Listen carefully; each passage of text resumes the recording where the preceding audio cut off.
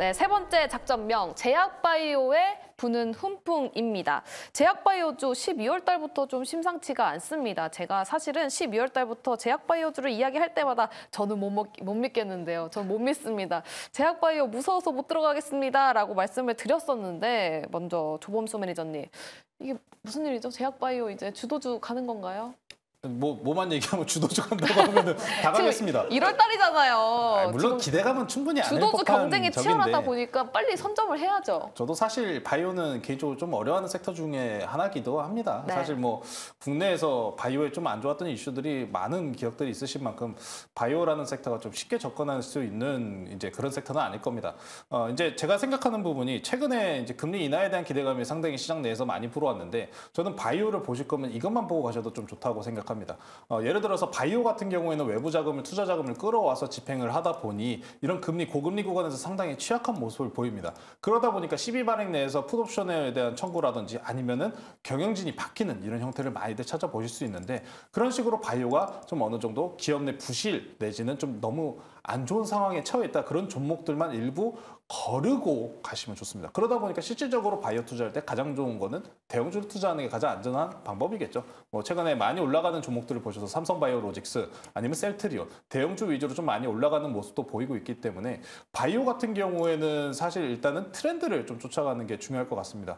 이게 호랑이 없으면은 여우가 왕이라는 얘기를 하듯이 반도체가 눌리니까 제약바이오 특히나 이쪽으로 쏠리는 모습도 이제 시장 내에서 확인해 보시면은 이게 재밌는 포인트가 우리가 앞에서 지켜봐줬을 때 미국장 내에서 나스닥은 빠지는데 S&P랑 다우는 덜 빠졌습니다 라는 이야기를 했었던 이유가 네. 이게 미국장에서도 지금 바이오가 반도체 대신에 올랐습니다.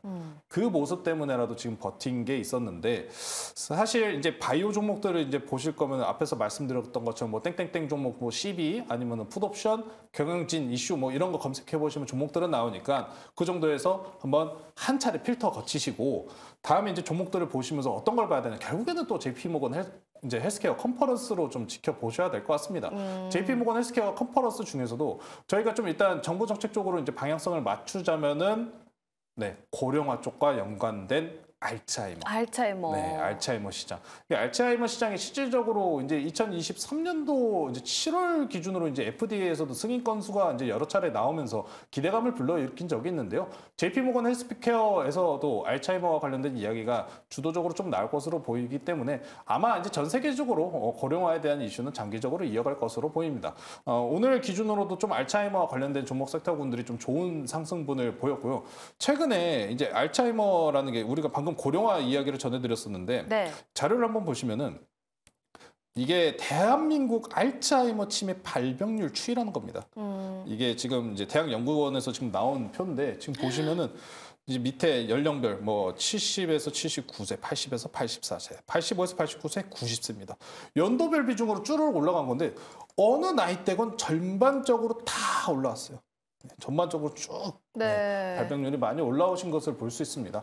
이 어찌 보면은 고령화 특히나 우리가 실버 투자라고 부르는 부분에서 아마 이 최대 수혜주가 알츠하이머가 될 것으로 좀 보이고 이 알츠하이머 시장은 점차 캐파를 늘려갈 것이기 때문에 이번에 JP모건 헬스케어 컨퍼런스에 참여하는 기업들 내지는 알츠하이머와 관련된 이 종목 섹터군들을 관심 있게 보시면 좋을 것 같습니다. 알겠습니다. 고령화가 워낙 이슈다 보니까 알츠하이머 관련 종목들을 유심하게 봐도 좋다라고 말씀을 주셨는데 뭐 따로 종목은 있으신가요?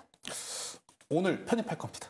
오늘 편입할 거예요? 오늘 편입할 거여서 사실 저도 반도체 정말 좋아하고 오늘도 반도체에 좀 하나 또 담을까 고민을 하고 있었는데 네. 그래도 바이오 하나쯤은 들고 가자. 일단 시장 조정 나오고 있다 보니까 만약에 이게 반도체 내에서 대형주들이 눌리면은 이제 소중형주들만 가는 시장이 좀 열릴 가능성은 높습니다. 그리고 오늘과 같이 시장 내에서 분위기가 반도체가 눌리면은 바이오가 대신 상승분을 보이는 이런 엎치락뒤치락하는 반도체, 2차전지, 바이오 이 3파전의 모습을 보여줬기 때문에 지금은 일단은 바이오가 여우가 된 것 같습니다. 바이오에 일단 단기적으로 좀 들어가려고 하니까 이따가 네. 종목 소개시켜드릴 수 있도록 지금 하겠습니다. 대본에는 나와 있는 종목들이 있는데 이거 언급하지 말까요? 비밀인가요? 사실 이 종목들도 다 알츠하이머 내지는 CMO 기업입니다. 이게 정 매니저님께서 이전에 제약바이오 관련해서 CMO를 딱 주목하셨다시피 네. 그 부분은 정 매니저님한테 꼼꼼히 여쭤보시면 좋을 것 같습니다. 알겠습니다. 또 돌격 내일장에서 편입을 하신다고 하니까요. 끝까지 보시면 좋을 것 같고요. 우리 정종태 매니저님도 네. 바이오 관련해서 첨언하실 게 있으신지.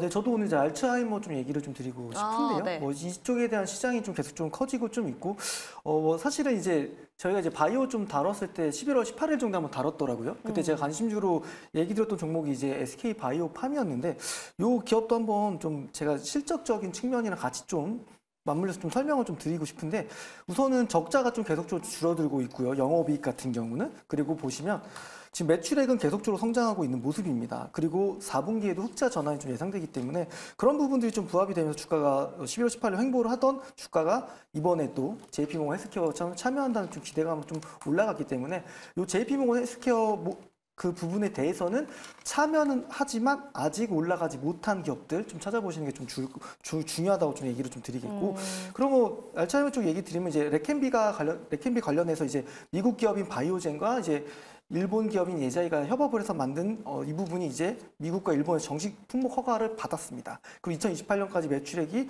5조 5천억까지 크게 성장할 걸로 좀 보이고 있고요. 일라일리도 알츠하이머 치료제 관련된 도나네밥을 이제 올해 1분기 정도에 좀 승인받을 걸로 좀 예정이 되고 있습니다.